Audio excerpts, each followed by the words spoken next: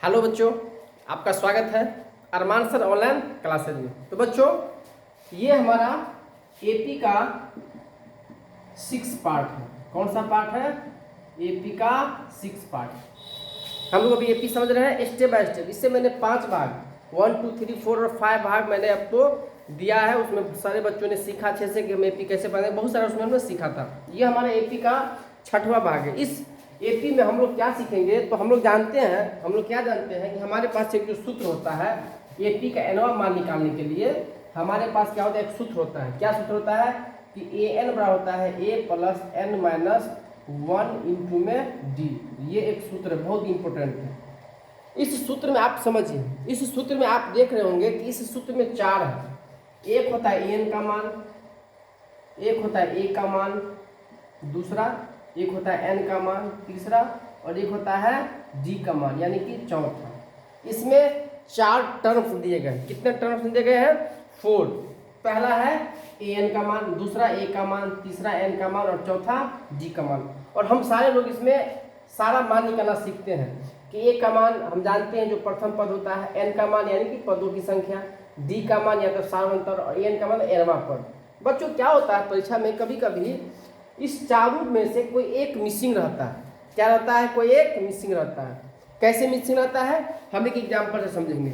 इसमें कोई 3 दिया रहेगा और ये मिसिंग रहेगा, या ये 3 दिया रहेगा तो डी मिसिंग रहेगा, या एन दिया रहेगा, ए दिया रहेगा, एन दिया रहेगा तो डी मिसिंग रहेगा, डी ए एन दिया रहेगा तो एन मिसिंग। यानी इस चारों में से कोई एक मिस रहेगा, यानी नहीं रहेगा, और उसका मान कहेगा ज्ञात करने के लिए। तो हम कैसे ज्ञात करेंगे?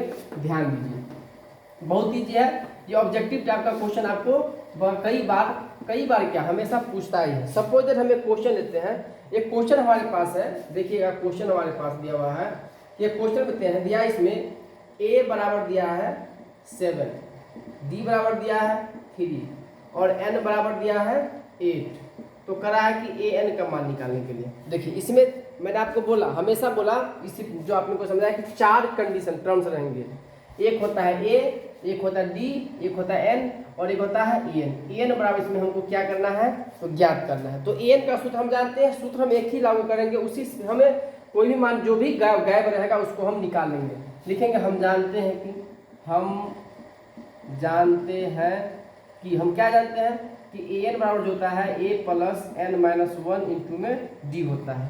जो भी हमें ज्ञात करना हो, ए ज्ञात करना हो या डी ज्ञात करना हो या एन ज्ञात करना हो या ए एन ज्ञात करना हो, हम इसी सूत्र की सहायता से हम किसी भी टर्म को हम ज्ञात कर लेंगे।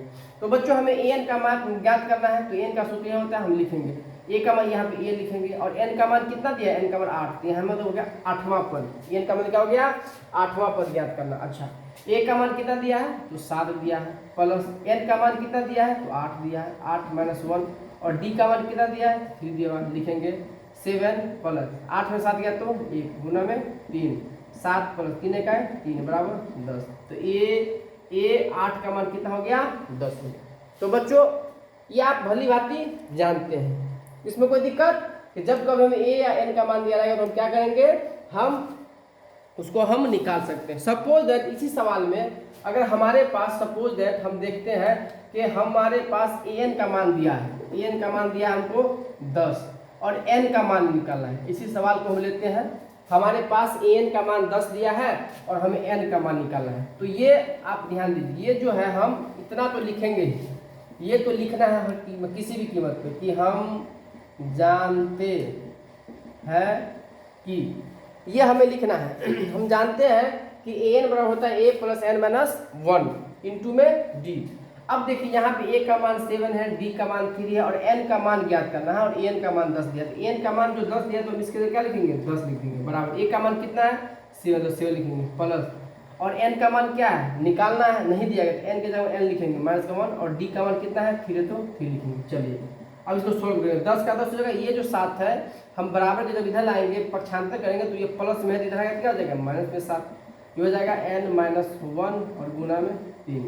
अब देखिए 10 में से 7 गया तो कितना बचेगा? 3।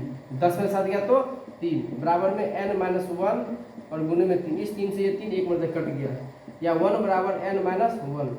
अब ये 1 इधर आएगा, या 1 माइनस माइनस का ये माइनस इधर क्या, प्लस का 1 बराबर n, या n बराबर क्या हो जाएगा? 1 1 2 हो जाएगा। क्या हो जाएगा? 2। तो बच्चों आपने देखा कि यदि हमारे पास कोई भी कुछ भी दिया रहे जो गायब रहेगा, हम उस पद को क्या करते हैं तो आसानी से ज्ञात कर सकते हैं। तो इसी तरीके से हम 1-2 क्वेश्चन और लेते हैं और आप हल करके देखिए कितना आसान है। चलिए हम क्वेश्चन अगला लेते हैं। हमारे पास एक अगला क्वेश्चन है। अभी मैंने एक क्वेश्चन में मैंने an का मान निकाला और दूसरे क्वेश्चन में मैंने n का मान ज्ञात किया। क्या आपको इजी लग रहा है? Very good. हम अगला क्वेश्चन लेते हैं। अगला क्वेश्चन आप देख सकते हैं कि अगला क्वेश्चन हमारे पास ये है। चलिए ये क्वेश्चन मेरे पास रहा कि चलिए d बराबर दिया है आपको -3, n बराबर दिया है आपको 18 और an का मान दिया है कितना? -5। इसमें करा है a बराबर निकालने के लिए, यानी कि प्रथम पद क्या होगा, इस एपी का प्रथम पद क्या होगा। यानी इस एक एपी दिया गया है जिसमें उसका सार अंतर -3 है, पदों की संख्या 18 है, अंतिम पद -5 है, तो उसका प्रथम पद क्या होगा। तो यहाँ वही हम लिखेंगे। हम जानते हैं कि क्या जानते हैं, an बराबर होता है a प्लस an बराबर क्या होता है a plus n minus 1 into में d। चलिए an का मान कितना दिया है? -5। यहाँ लिखेंगे -5। a का मान ज्ञात करना नहीं दिया है तो a का हम a ही लिखेंगे। Very good. प्लस n का मान कितना दिया है? 18। यहाँ लिखेंगे 18 माइनस का 1 गुने में d का मान कितना है? -3। अब इसको हम सॉल्व करेंगे। अब सॉल्व जो करेंगे तो ध्यान दीजिए, -5 का तो -5 होगा ही, इसमें कोई दो बात वाली बात नहीं है। प्लस a है तो a होगा ही, प्लस 18 में से 1 है तो 1 जाएगा तो क्या हो जाएगा? 17 गुने में -3। चलिए कोई दिक्कत नहीं। ये -5 हो जाएगा a, ये प्लस में माइनस में, तो प्लस माइनस 17 दिया 51। अब ये -5, ये 51 इधर आ गया तो क्या हो जाएगा? प्लस का 51 बराबर a। अब प्लस के 51 से 5 घंटे क्या हो जाएगा? कितना हो जाएगा? 46 बचेगा, तो 46 बराबर a। तो यानी कि इसलिए a बराबर क्या हो जाएगा? 46। यानी हमारा a का जो मान होगा वो क्या होगा? 46। तो बच्चों आपने देखा कि हमें इस चारों में से a, b, a, d, n या an में से कोई भी एक टर्म अगर गैप रहेगा तो हम उसको इसी सूत्र की सहायता से क्या करेंगे तो हल कर लेंगे। कोई भी गैप रहेगा तो हम इसको इसी सूत्र की सहायता से हम हल कर लेंगे। तो क्या इसको आप समझ गए अच्छे तरीके से? मेरे हिसाब से आप इसको बहुत अच्छे तरीके से समझ गए होंगे। Very good. इसमें कोई दिक्कत है क्या? नहीं होना चाहिए। चलिए एक और क्वेश्चन लेते हैं। जब बना रहे एक और क्वेश्चन लेते हैं। चलिए ध्यान दीजिएगा, एक और हम क्वेश्चन लेते हैं। क्वेश्चन है हमारे पास दिया गया है,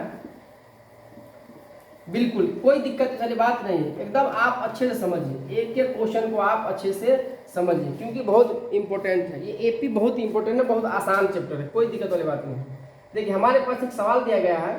सवाल हमारे पास ये है कि हमारे पास एक का मान जो दिया गया है वो दिया है 18 माइनस का 18.9। क्योंकि दशमलव वाला सवाल जो है ना बहुत बच्चों को लगता रहता है कि सर हमसे नहीं बन पाएगा, तो डरने वाली बात नहीं है, दशमलव से डरना नहीं है। एक का मान दिया है -18.9 और डी का मान दिया गया है आपको कितना दिया गया है 2.5। कितना दिया गया है 2.5 और एन का मान नहीं दिया गया है और एन का मान दिया गया है एन का मान दिया गया 3.6 और कर रहा है एन का मान निकालने के लिए।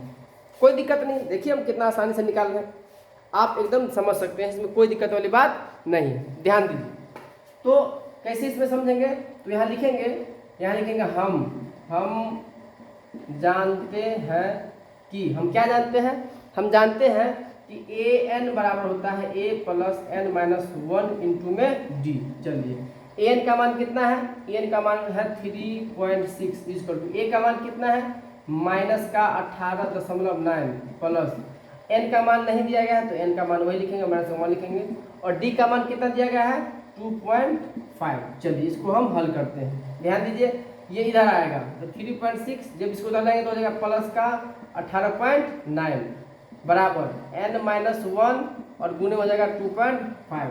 जब इस दोनों को हम जोड़ेंगे 3.6 को हम जोड़ेंगे 18.9 में तो कितना हो जाएगा 9 6 15 0.1 8 3 12 2 यानी कितना हो जाएगा 22.5 बराबर हो जाएगा एन माइनस 1 गुने 2.5।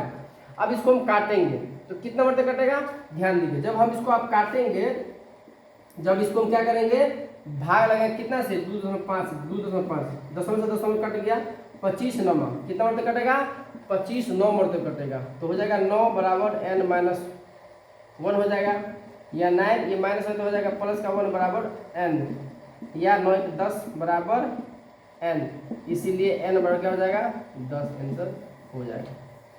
तो बच्चों आपने देखा कि मैंने किस तरीके से यहाँ पे n का मान दिया रहे या a का मान दिया रहे और en का मान दिया रहे तो हम d निकाल सकते हैं, या a का मान दिया रहे d का मान दिया रहे en का मान दिया रहे हम n निकाल सकते हैं। कोई भी एक मिस होगा तो हम उसमें इस इजी वे में उसका मान निकाल सकते हैं। तो बच्चों अगर आपको ये वीडियो पसंद आया हो तो आप अपने दोस्तों में फिर शेयर कीजिए, और हमारे इस चैनल को अगर आप सब्सक्राइब नहीं किए तो सब्सक्राइब कर दीजिए, लाइक का बटन बेल का बटन दबा दीजिएगा, ताकि जब भी मैं कोई नया वीडियो अपलोड करूं तो आपके पास नोटिफिकेशन पहुंच जाए और आपको इसका लाभ मिले। Thank you very much.